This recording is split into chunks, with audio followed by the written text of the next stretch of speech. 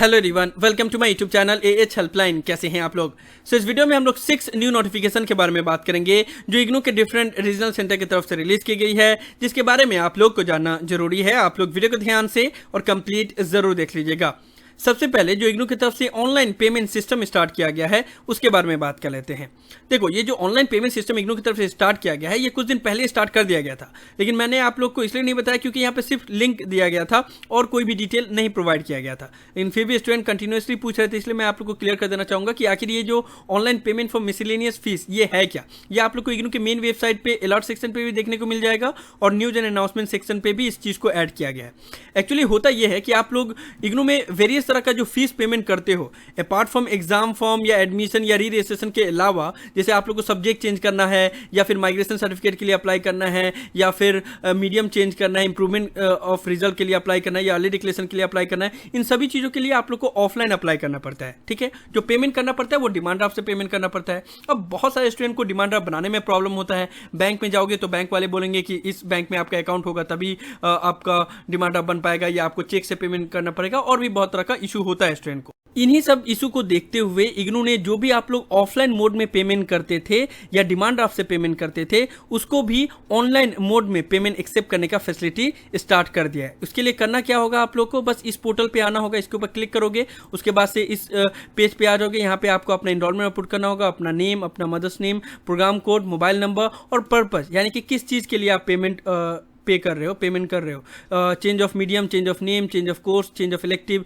या जो भी पर्पज होगा उसको आप लोग सिलेक्ट करोगे। ठीक है, सिलेक्ट करने के बाद से आप माइग्रेशन सर्टिफिकेट के लिए कितना फीस लगता है, तो 500 रुपीज़ लगता है। तो आप लोग को ये चीज़ है कि यहाँ पे वही मैंने बताया था ना कि बहुत सारा डिटेल दिया नहीं गया है। ठीक है, अभी सब्जेक्ट चेंज करने के लिए जो इग्नू की तरफ से फॉर्म रिलीज किया गया था बहुत पहले, उसमें कोई और फीस है। जब आप लोग रीजनल सेंटर जाओगे तो वहाँ पे कोई और फीस बोला जाएगा। ठीक है, 100-200 रुपये तो हमेशा बढ़ाते ही रहते हैं, तो इसलिए आप लोग को पहले फीस पता कर लेना पड़ेगा, उसके बाद से यहाँ से पेमेंट करना पड़ेगा, नहीं तो फिर इशू हो जाएगा। ठीक है ना, तो अगर आपको फीस पता है कि कितना फीस लगेगा तब आप लोग यहाँ से कर सकते हो। जैसे माइग्रेशन सर्टिफिकेट के लिए 500 रुपये ही लगता है, तो यहाँ पे 500 रुपया या माइग्रेशन सर्टिफिकेट लिखोगे, उसके बाद फी में 500 रुपीज़ लिखोगे, यहाँ पे नेम, डेट ऑफ बर्थ सारा कुछ करके उसके बाद सबमिट करोगे, तो उसके बाद से आप online debit card, credit card या कोई भी वे से आप पेमेंट कर सकते हो। और यहाँ पे आपको पेमेंट करने के बाद से एक रिसीट मिल जाएगा, वो रिसीट को आप अटैच करके उसके बाद से जाके ऑफलाइन मोड में सबमिट कर सकते हो। सो ये वो सभी स्टूडेंट के लिए बहुत अच्छा खबर है जिनको डिमांड ड्राफ्ट बनाने में प्रॉब्लम होता है। लेकिन मैं ये भी क्लियर कर दूं कि ऐसा भी नहीं है कि इग्नू ने डिमांड ड्राफ्ट से पेमेंट लेना बंद ही कर दिया है।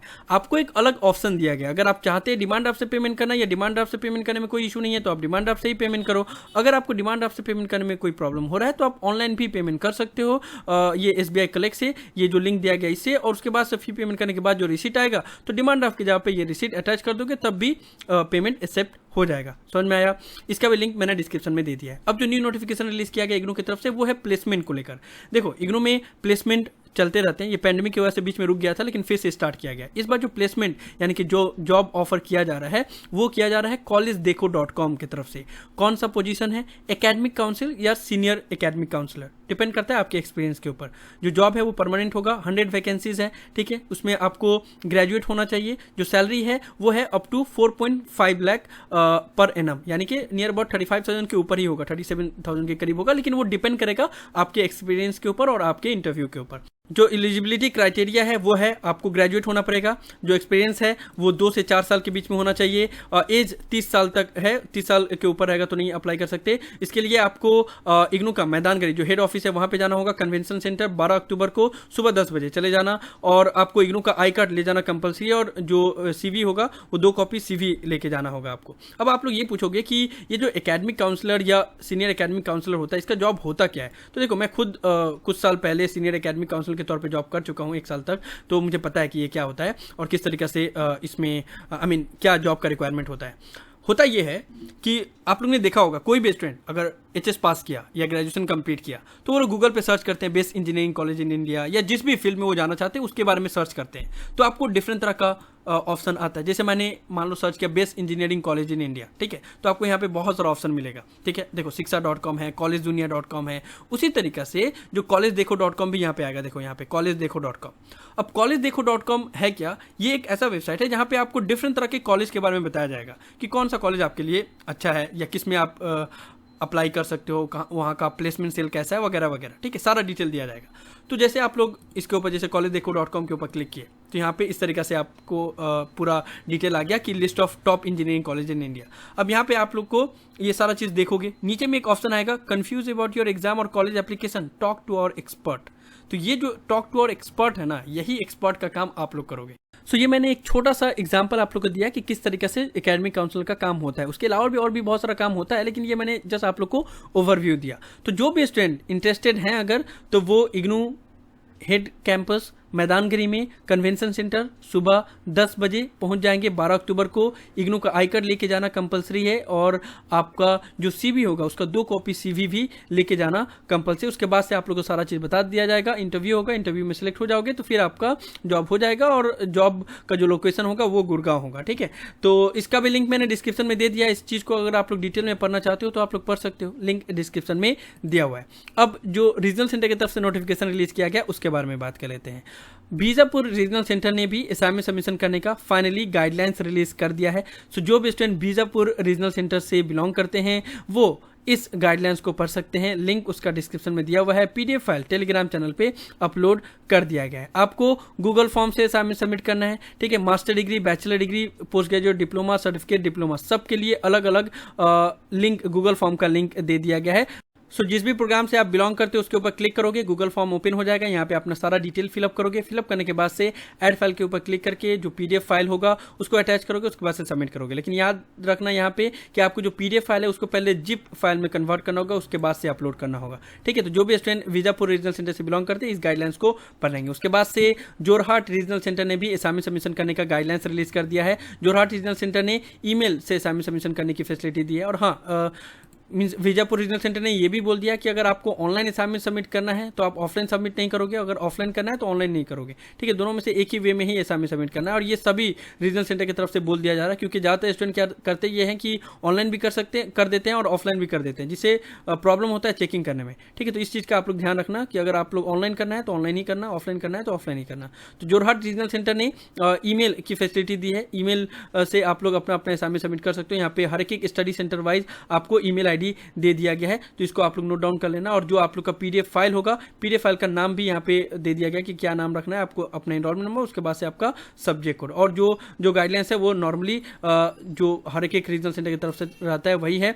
एक और अलग चीज़ है, जोरहाट रीजनल सेंटर ने एक अलग से अपना असाइनमेंट का कवर पेज बनाया है, तो यही असाइनमेंट का कवर पेज आप लोग को अटैच करना है जो भी स्टूडेंट जोरहाट रीजनल सेंटर से बिलोंग करते हैं। इसके बाद से कोलकाता रीजनल सेंटर की तरफ से एक बहुत इंपॉर्टेंट नोटिफिकेशन रिलीज किया गया है। कोलकाता रीजनल सेंटर में टोटल 21 स्टडी सेंटर हैं जिनको चेंज किया जा रहा है, और ये बहुत बड़ा बदलाव है। और इसके बारे में हमें बहुत पहले से पता था कि ये सभी स्टडी सेंटर को चेंज करने का बात चल रहा है, और मैंने बहुत सारे स्टूडेंट को बताया भी था कि आप लोग का ये स्टडी सेंटर है, इसको चेंज किया जाने वाला है। तो अभी फिलहाल ऑफिशियल नोटिफिकेशन आ गया है। ये सभी 21 स्टडी सेंटर का लिस्ट दिया गया है जिनको चेंज किया गया है। ठीक है, तो इधर में ओल्ड स्टडी सेंटर का नाम दिया गया और इस साइड में आपको जहाँ पे चेंज किया गया उसका नाम दिया गया। सो जो भी स्टूडेंट कोलकाता रीजनल सेंटर से बिलोंग करते हैं इस लिस्ट में अपने स्टडी सेंटर का नाम जरूर देख लेना कि आपका स्टडी सेंटर है या नहीं है, और आपका जो न्यू स्टडी सेंटर है वो कहाँ पे अलॉट किया गया, क्योंकि वहीं पे अभी आप लोग को सभी क्लासेस या जो भी असाइनमेंट सबमिट करना होगा न्यू स्टडी सेंटर पे ही करना होगा। जैसे मान लो देखो यहाँ पे अश्विनी दत्ता मेमोरियल जो स्टडी सेंटर है, या जवाहरलाल नेहरू विद्यापीठ है 2865D,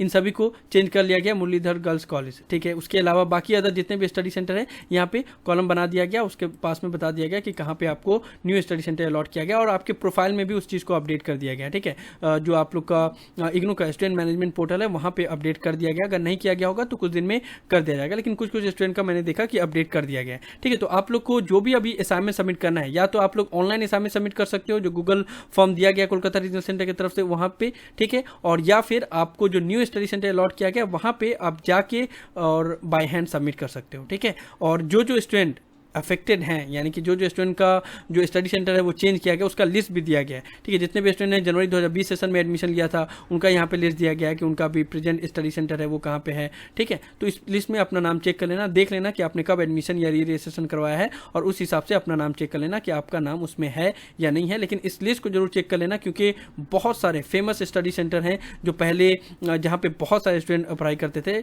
और अभी उनको चेंज कर दिया गया, तो इस लिस्ट में अपना नाम जरूर चेक कर लेना। ठीक है, कोलकाता रीजनल सेंटर के जितने भी स्टूडेंट है वो। ठीक है, उसके बाद से कोलकाता रीजनल सेंटर की तरफ से बीए साइकोलॉजी और मास्टर इन साइकोलॉजी का वाइवा वसी का शेड्यूल जारी कर दिया गया है। जो भी स्टूडेंट का बीपीसी 23, एमपीसी 15 और एमपीसी 25 पेपर था वो इस लिस्ट में अपना नाम चेक कर लेंगे किस दिन आप लोग का वाइवा वसी कंडक्ट करवाया जाने वाला है, और जिस टाइम पे दिया गया है उस टाइम पे आप लोग ज्वाइन हो सकते हो। उसके बाद से दिल्ली 3 रीजनल सेंटर की तरफ से एमपीसीएल 07, एमपीसी 14, एमपीसी 24 और एमपीसी 034 इसका प्रैक्टिकल कंडक्ट करवाया जाएगा। उसके लिए लिस्ट जारी कर दिया गया है। जो भी स्टूडेंट का ये सभी पेपर है वो इस लिस्ट में अपना नाम चेक कर लेंगे। भारतीय कॉलेज में आप लोग का प्रैक्टिकल कंडक्ट करवाया जाएगा। उसके बाद से पटना रीजनल सेंटर की तरफ से ओरिजिनल डिग्री को लेकर एक नोटिफिकेशन रिलीज किया गया है। जो भी स्टूडेंट ने 34th कॉन्वोकेशन में ओरिजिनल डिग्री के लिए अप्लाई नहीं किया है तो वो लोग अभी भी अप्लाई कर सकते हैं। बस आपको 600 रुपीज़ का डिमांड बनाना पड़ेगा in favour of IGNOU payable eight Patna, और आपको रीजनल सेंटर विजिट करना होगा, तब आपको ओरिजिनल डिग्री मिल जाएगा। या तो आप लोग ऑनलाइन भी अप्लाई कर सकते हो, ऑनलाइन भी पेमेंट कर सकते हो, उसके लिए भी